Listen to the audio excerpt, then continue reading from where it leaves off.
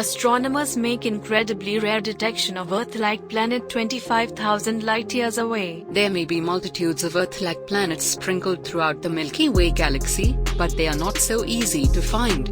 To date, only around a third of the over 4,000 exoplanets found and confirmed are rocky, and most of those are within a few thousand light-years of Earth. So the announcement of a new rocky exoplanet is always exciting, but this particular newly discovered rocky exoplanet is even more exciting yet.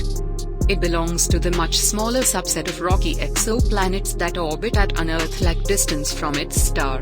And it's a whopping 24,722.65 light-years away from us, which could make it the most distant Milky Way exoplanet discovered yet. It's so distant, it's close to, and might even be in, the galactic bulge, the densely populated region in the center of the galaxy. Although we are getting better and better at finding them, exoplanets are tricky little beasts. They don't give off any light of their own, and any starlight they might reflect would be a tiny signal lost in the noise of their host star. Most of the exoplanets we know of have been detected using one of two methods. There's the transit method, which detects planets spaced in irregular, minuscule dips in starlight when an exoplanet passes in front of it. And there's the wobble method, which detects minuscule wobbling exerted on a star by the gravitational influence of an exoplanet. But there's a third method, based on the predictions of general relativity, gravitational microlensing. Imagine two stars, one behind the other, and an observer, us, at some distance again.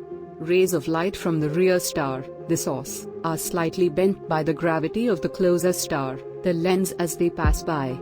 This distorts and magnifies that source light, hence, gravitational microlens. After confirming this was indeed caused by another body different from the star, and not an instrumental error, we proceeded to obtain the characteristics of the star-planet system. The microlensing event, called OGLE 2018 BLG0677, was independently observed by two different experiments: the Optical Gravitational Lensing Experiment, OGLE, Early Warning System, and the CREA Microlensing Telescope Network, CMTNET. These experiments generally detect around 3,000 microlensing events a year, most of which are just stars. Dr. Herrera Martin first noticed that there was an unusual shape to the light output from this event, and undertook months of computational analysis that resulted in the conclusion that this event was due to a star with a low-mass planet, said astronomer Michael Albrow of the University of Canterbury. Both datasets contributed to the team's analysis. They determined that the exoplanet is a super-Earth, clocking in at around 3.96 times the mass of Earth. This makes it one of the lowest mass planets ever discovered using gravitational microlensing. The star it orbits is really small, just 0.12 times the mass of the Sun, so petite that the researchers couldn't determine whether it was a low-mass star or a brown dwarf. And the orbital distance between the planet and the star is between 0.63 and 0.72 astronomical units, around the distance of Venus from the Sun. But because the star is so small, the planet moves around it pretty slowly. Its year is around 617 days. We won't know if the exoplanet could be habitable anytime soon. For one, we don't know the nature of the star.